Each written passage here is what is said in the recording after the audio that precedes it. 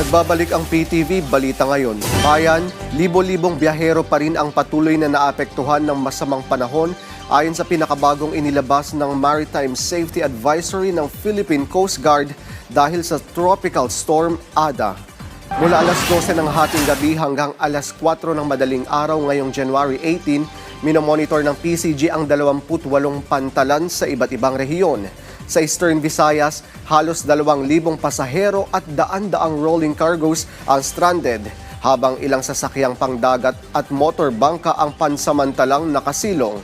Mas malaki ang epekto sa Bicol Region kung saan mahigit 6,000 pasahero, mahigit 2,000 rolling cargos at ilang barko ang hindi nakabiyahe. Sa Southern Tagalog at Northeastern Mindanao, daan-daan ding pasahero at kargamento ang naapektuhan, kasama ang mga sasakyang pandagat na pansamantalang hindi pinayagang bumiyahe dahil sa malakas na alon at hangin.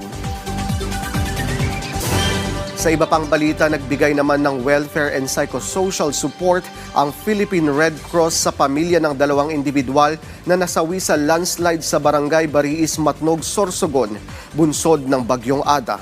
Agad na nag-deploy ang PRC ng welfare team sa lugar para magsagawa ng post-incident assessment at makapagbigay ng kinakailangang tulong sa apektadong pamilya.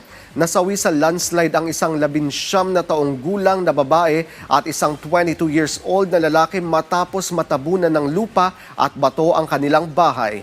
Halos 5 oras ang lumipas bago na-recover ng rescue team ang mga labi ng 2 residente.